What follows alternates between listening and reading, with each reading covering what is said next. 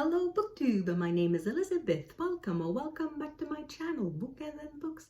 I have a tag for you today. It is the Faking It tag. It was created by a newcomer to our little corner of BookTube, Heather Gregg.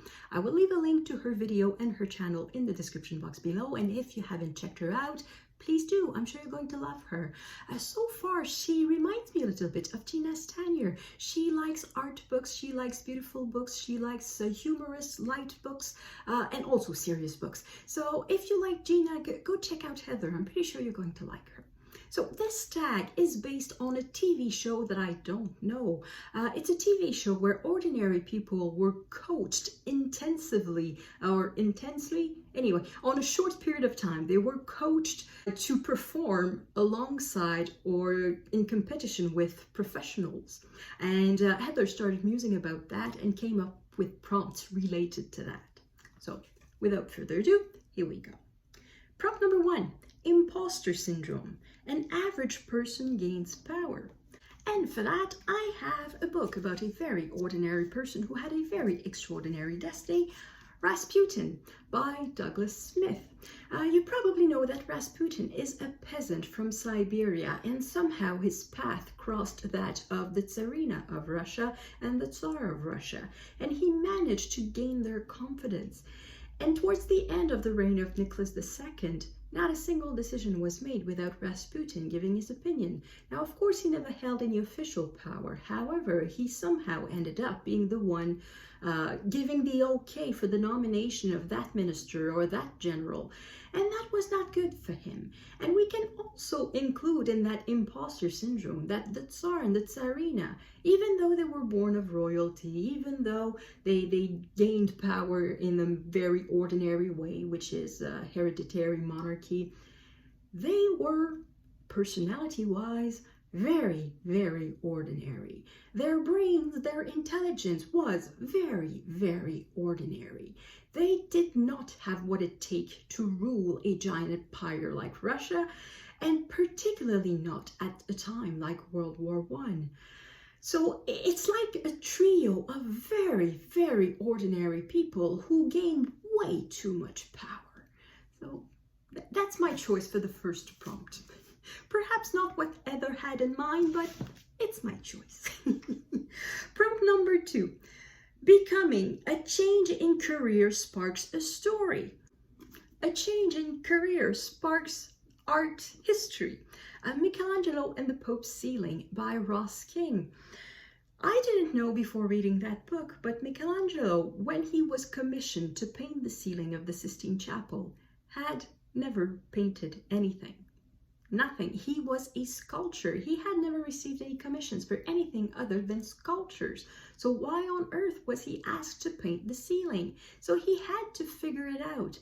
And in this book, it's shown sort of not tile by tile, but the ceiling is divided in zones. And from the first one here to the last one there, because they were painted in that order, Ross King shows how Michelangelo basically learned on the job. Because in the first ones, in the first tableaus that he made, the figures, even though to him were huge because they were like 2 feet tall, for a face that was 2 feet tall, to him that was huge, but viewed from the floor it's too small. So he quickly realized that his compositions were too crowded and could not be seen sufficiently from the ground. And then he learned and improved, and by the time he got to the end, he was just a master. So this is a change of career. We remember Michelangelo as a sculptor because of the Pietà, but I think his work that is, yeah, well, there's a David too. But equally to these two sculptures, I think his work as the painter of the Sistine Chapel is as known, if not more known, than his work as a sculptor.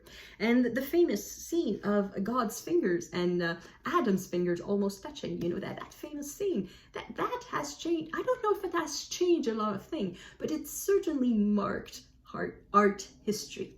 Prompt number 3. Rebranding. A person or institution changes dramatically. For that, I feel like I'm twisting a bit the prompt again. It's not so much that the person changes, it's that the person suddenly reveals their true self. And this is The Adversary by Emmanuel Carrère. It is based on a true story, and I have to admit that sometimes I feel like crap for reading that kind of book. It's basically true crime. So what happened is that there was this man who was a doctor, very nice guy, very trustworthy, the sort of person who's super intelligent and super calm, and everybody trusts him. And he had a wife and 2 children and loving parents and all of that. He was living in France, close to the border with Switzerland, because he was working for the World Health Organization. One day his house is on fire. The fire department is called, and they find him in the well, not quite the rubbles, but in the house that is burning. He's not dead, but he's injured, so he's taken to the hospital. And then they find the body of his wife and the bodies of his 2 children. And they quickly realized that they didn't die because of the fire. They had been murdered beforehand. So they wanted to start to ask questions. So they go to the parents of this man, and they find that they also have been murdered along with their dog. And they are starting to realize that something very odd is going on. So there's an investigation, and quite quickly we find out that it's this man who did kill all of his family and tried to kill himself and burn down his own house. The reason was that he was a fraud. He never was a doctor. He made it to 2nd year of medical school, and then for some reason missed an exam, did not show up for it. He basically was unable to face the fact that he had failed an exam or failed to show up for an exam. And he never showed up for the 2nd try. And then he just pretended to be in 3rd year of medical school because he didn't want other people to know that he had basically failed 2nd year. And he just kept pretending and pretending and pretending. And the way he earned his money was that he had managed to earn the confidence of his family and friends. And basically, he had told them that since he worked in Switzerland and was crossing the border every day, he could bring amounts of money in cash and put them in bank accounts in Switzerland and place it for them. So they just gave him money, and he used that money to spend for his lifestyle. So everything was about to unravel. He was about to be unmasked, and of course he couldn't face it, so he just decided to kill everyone. And it's an extremely sad story.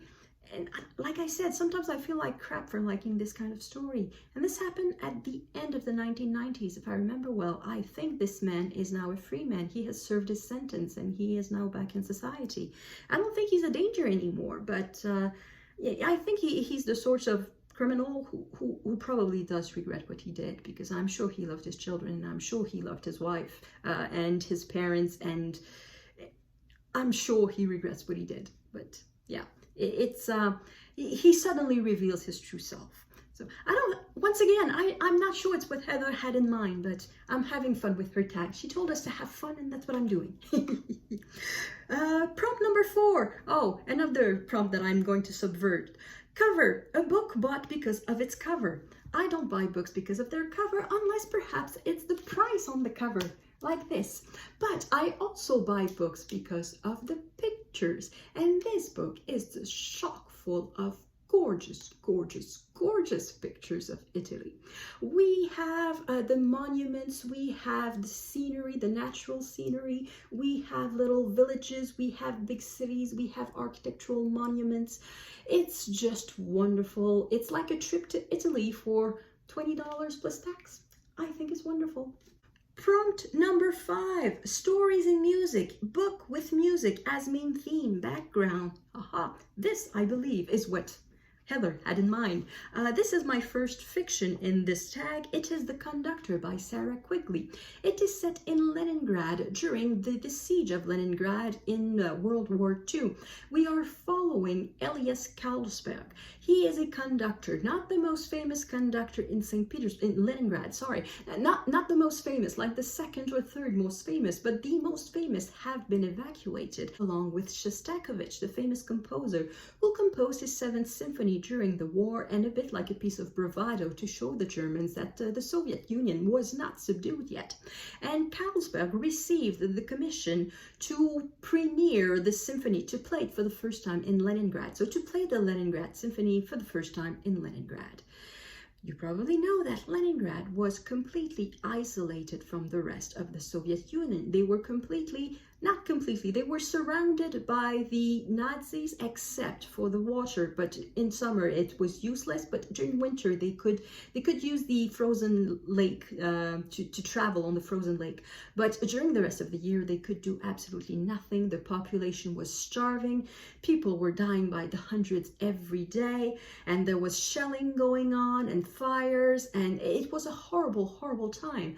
And of course you had Stalin in power too, so you couldn't really say, no, I don't have enough musicians, I cannot play that symphony. You had to figure it out. So this is a book, a story about how the musicians managed to pull through and perform the Seventh Symphony. And that performance, there's no recording of it, which I think is a good thing, because it has become legendary. According to legend, when the orchestra played, the Soviets had put speakers to make sure that the Germans could hear it. And apparently even the Germans were so bowled over by this extraordinary symphony that they just stopped the artillery, they just stopped everything while the symphony was playing live on the radio. And apparently it was just this extraordinary performance. And I'm sure that if we heard a record of it, it would not be good. Given the conditions in which the musicians played, I don't think it could be that good. But doesn't matter at all. Just the legend is extraordinary. And this is a book about that extraordinary story. Prompt number 6, spectacles, books set in the entertainment industry. I am going back to nonfiction with that. This is Apollo's Angel, A History of Ballet by Jennifer Homans, sorry. So this is a history of ballet, like the title says, and I have nothing else to add. It's a very complete history. It starts a bit with Louis XIV and court dance, and how this court dance evolved into the acrobatic dance that is now, that is modern ballet. It's very hard to make a history of ballet because, unlike music, dance does not have a written language. So it's very hard to try to figure out what choreographies were back in the 1700s or 1800s. So I think the author did an excellent work of trying to recreate the history of ballet, of dance in general, but more specifically ballet. Prompt number 7, laughter lines, media in which comedy humor features. I am not going to be very original. I'm going to show a book by P.G. Wodehouse. This is Leave It to Smith with a silent P. This was the second Wodehouse that I read. I had read one years earlier and I didn't know what to make of it. I had taken it more or less at random. No, it was not at random. Somebody had told me P.G. Wodehouse is funny. So I had borrowed a book, not knowing exactly when it was situated and not knowing exactly in what sort of environment it was situated. And it's only after I had seen the series with Hugh Laurie and Stephen Fry that I figured out what it was. So when I read Leave It to Smith, which was the second Wodehouse that I read, I just laughed out loud. It was just so hilarious, so funny. So this is not a Jeeves and Wooster, as you can guess by the title. It is part of the Blending series. I think it's the second in the Blending series. And it's funny. Prompt number 8, fashion, book film set in the fashion world. Once again, I have a huge, gorgeous book to show you. It comes in a box set.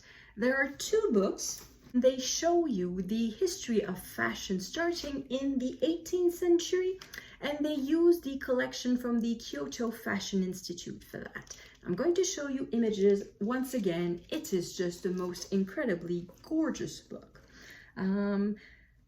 The reason I have this book is that once upon a time I was interested in sewing. It was a new hobby for me, and as very often when I start a new hobby, I go all in. So I bought a whole bunch of books and I was interested suddenly in fashion in some sort of way. I quickly realized that I was not good at sewing, at creating garments, so I stopped. However, I did keep the books, and these are just gorgeous books and they're fun to look at once in a while.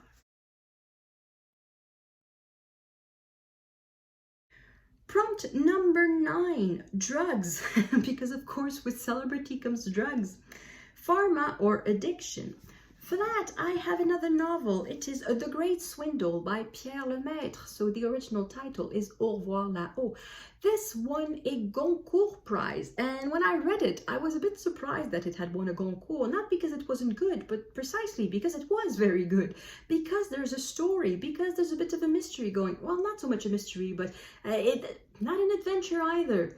But there's a very lively plot going on, and it's super interesting. It's almost a page turner. Now, of course, the characters are very touching, very moving, and the reason I choose it for drugs, I should probably say that, is that one of the main characters, the two main characters, they have to go to World War I, and one of them is a young man who is a bit vain, very pretty, very proud of his face, and of course he is wounded, gravely wounded to his face. He basically has just a giant hole in the face. He is what we call a gueule cassée, and he eventually develops an addiction to morphine, and then when there's no morphine anymore, he goes to other drugs to get his fix. So that's why I choose it for drugs. It's not about drug addiction per se, but there is a character with a drug addiction in it. And the last prompt is Ever Youthful, story from the viewpoint of a young person. And for that, I go with Little Nicholas. So this is a beloved character from childhood. I grew up with, not this book, because this book was published several decades after the death of the author, René Goscinny. Because I don't know why, apparently he had dozens and dozens of these stories stored somewhere, and for some reason it took the family over 2 decades to publish them, close to 3 decades I think, and when they finally published it, there was this huge big book to publish new stories. So I did not grow up specifically on these ones. I grew up on other that had been published before he died. And this is just a little kid in the 1950s, 60s. He's what, 8 years old perhaps. He has his little friends and he goes to school and he has his mom and his dad, and it's just so funny. It's like children as agents of chaos. They do something very innocent to them, and you see the havoc that it's creating all around them. And it's just children not understanding the world of adults and not really caring about not understanding it. And it's just hilarious. It's so funny. I recommend all the stories of Little Nicholas. That was the last prompt. So that is the end of the tag. I'm not going to tag anyone because Heather did not tag anyone in her original tag, but I do invite you to give it a try. I think it's a fun tag, and if you want to do it, consider yourself tagged. Thank you everyone for watching. I will see you in the next video. À la prochaine!